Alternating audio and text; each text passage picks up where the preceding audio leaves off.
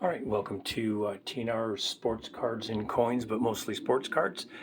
Just got my PSA and DNA back for a ball I've had for a very long time.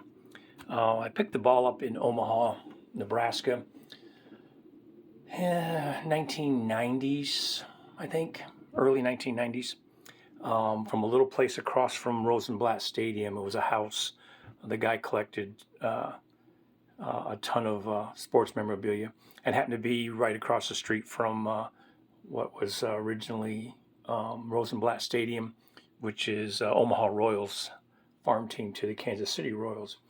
And a lot of people flew in and out of there. A lot of minor league teams came and played. So what I have here is a ball that was signed mostly by the Spokane Indians. Now, Spokane Indians,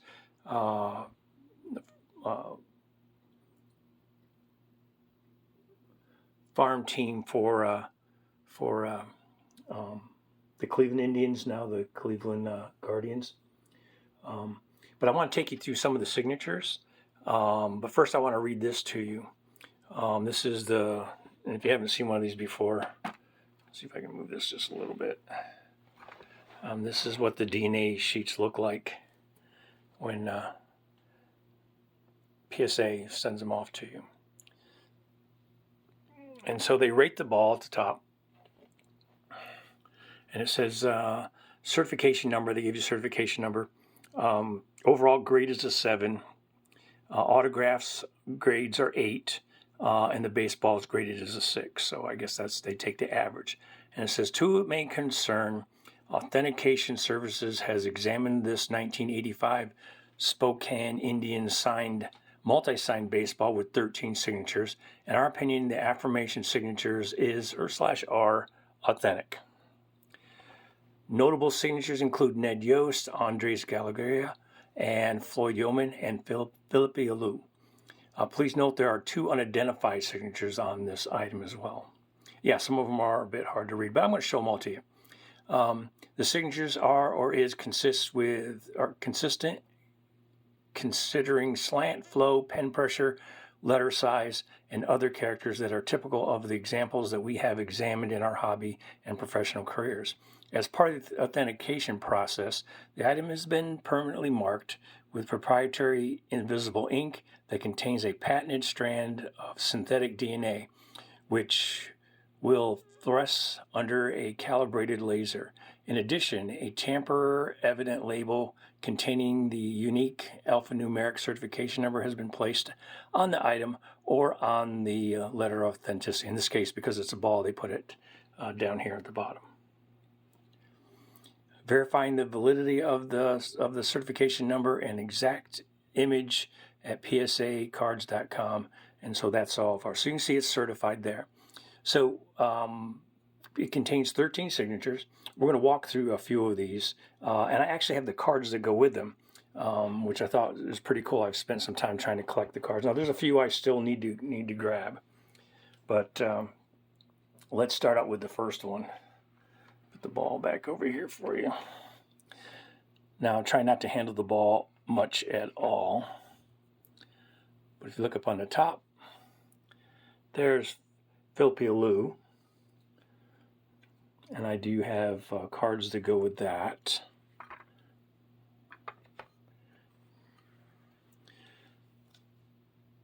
And I'm trying to grab some autograph ones too as well to go with that.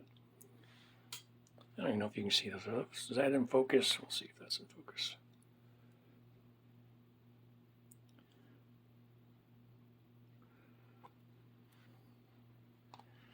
And then as we go down, now some of these are hard. There's Lee Garrett.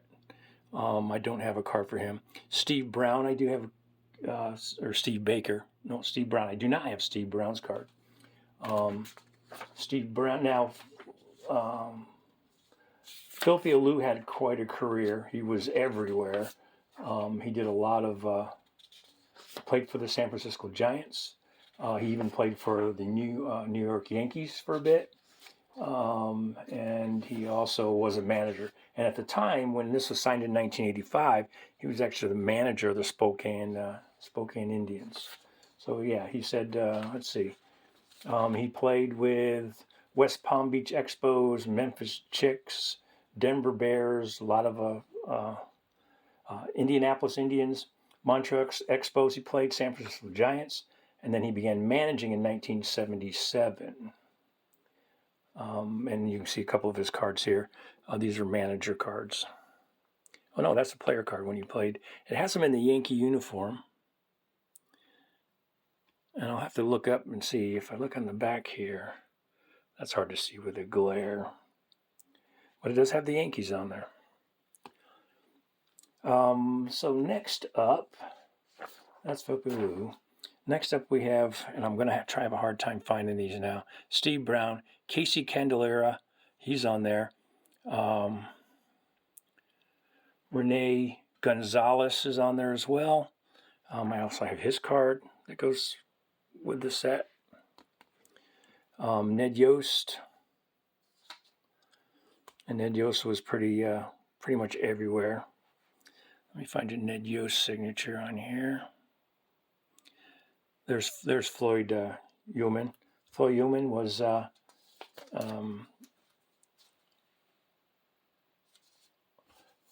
let's see, I got his cards too here as well. What do I do with Floyd stuff? Oh, here he is. So he actually played for the Expos.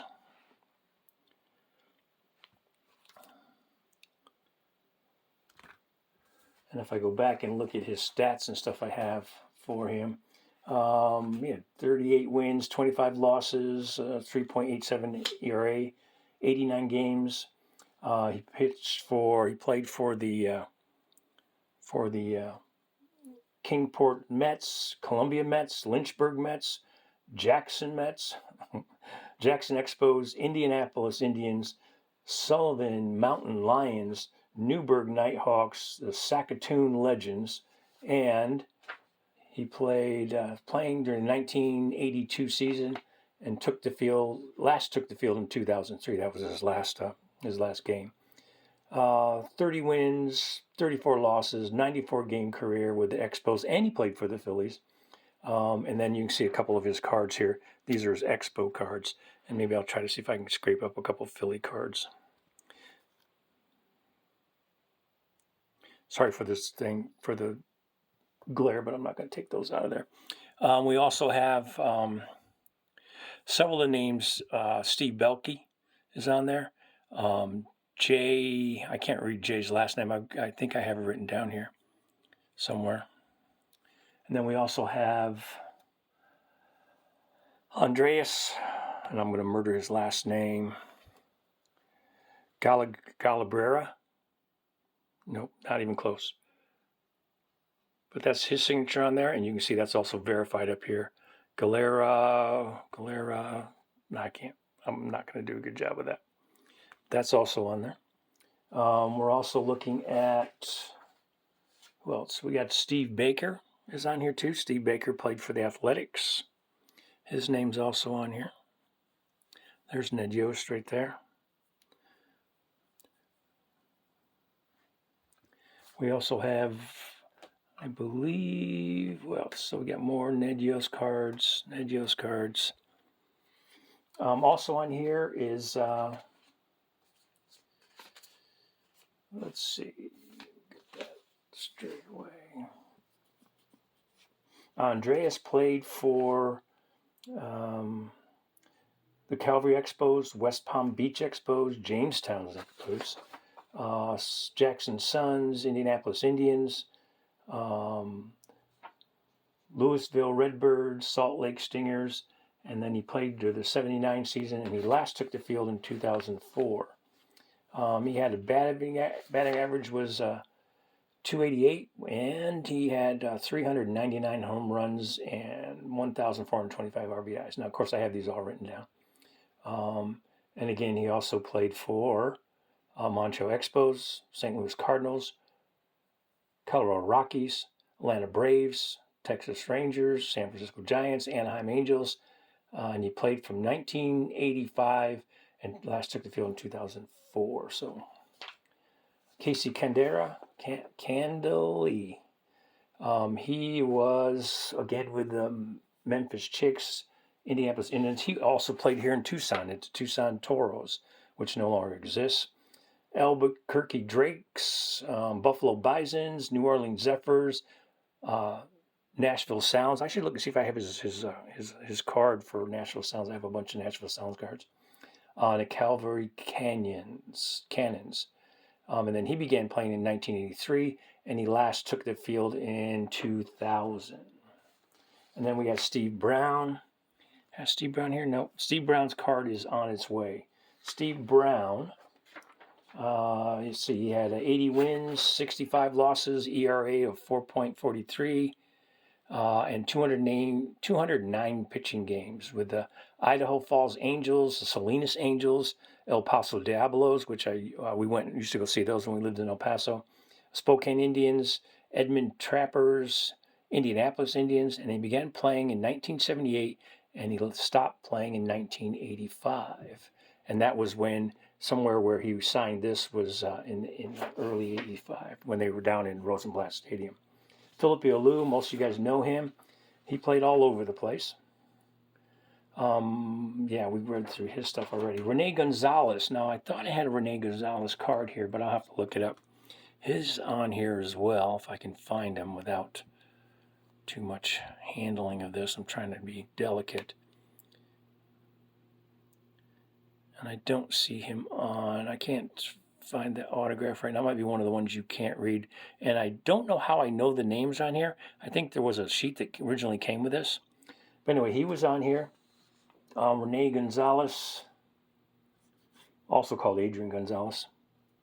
He played he was drafted by the Expos.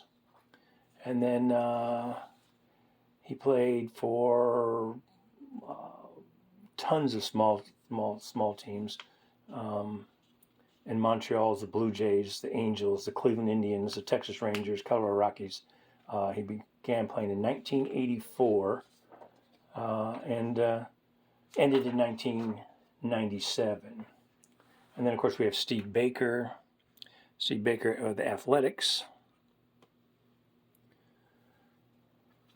Let's see, Stephen Baker, let's see, he was, had 74 wins, 81 losses, 4.05 ERA, 229 games he pitched, and that's between pros and minor league. Lakeland Tigers, Rebels, Montgomery Rebels, Evansville Triplets, Syracuse Chiefs, Tacoma Tigers, Louisville Redbirds, Indianapolis Indians, Albuquerque Dukes. Started playing in 1976, and he last took the field in 1986. 7 wins, 16 losses, 84-game career with the Tigers, Oakland Athletics, and the St. Louis Cardinals. He began playing in 1978 for the pros. And he last took the field with the pros in 1983. And we do have his cards. Now, there's one guy in here I can't find, and I can't find cards on him anywhere. If you guys know anything, give me a shout. It's Preston Michael O'Berry, and they call him Michael O'Berry. Now, he was a catcher. He was drafted in 1975 by the Red Sox. And let's see, he had a batting average of .215 for his career, 24 home runs, 209 RBIs. He played 723 games with the Winter Haven Red Sox, the Winston-Salem Red Sox, the Bristol Red Sox, Pawtucket Red Sox, Midland Cubs, Wichita Arrows, Indianapolis Indians, Edmonton Trappers, and the Columbia Clippers. And I believe I have his card somewhere. Hang on, let me put the ball down here.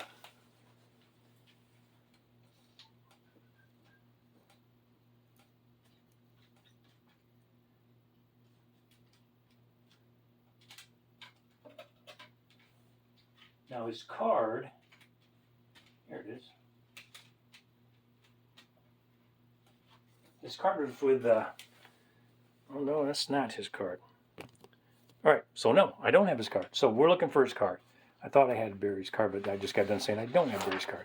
And George Bargar, Greg Bargar. Now, he was drafted 1979 with the St. Louis Cardinals.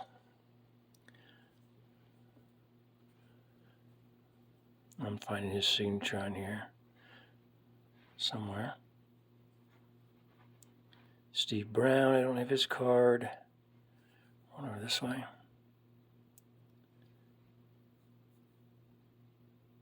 And so Greg was, he's drafted as an amateur status in '79 with the Cardinals. Then he was drafted third round in 1980 as a junior amateur, as an amateur draft for the Montreal Expos. He went to school here in Arizona. Let's see, he compiled 6 wins, 67 losses, and 4.81 ERA. And he had 230 games pitching for the Memphis Chicks, the Denver Bears, Wichita Arrows, Indianapolis Indians, Louisville Redbirds. And he began playing in 1980 and last took the field in 1988. That's a pretty short career. He compiled 2 wins and 3 losses in his pro career. He had 33 games with the Montreal Expos and St. Louis Cardinals, and he started playing pro in 1983.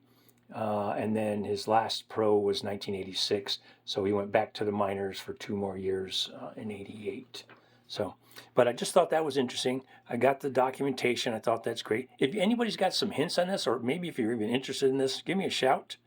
And the information on how to reach me is down below on the screen. But I just thought that I have another one I want to do a video on, and I'll do that in a little bit.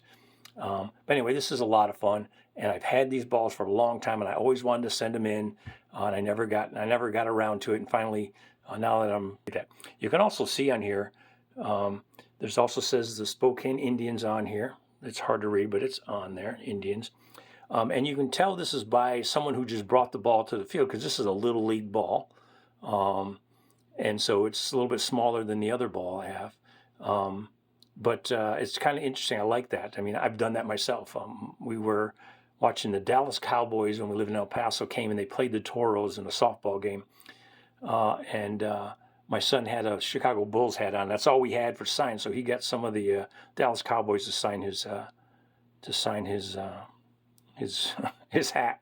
So usually whatever you got to sign, they'll sign it. Anyway, that's the story on this ball. Pretty good story, pretty cool. And again, everything's verified with PSA. And I think I'm pretty happy with how it turned out. So thanks for watching. More coming up.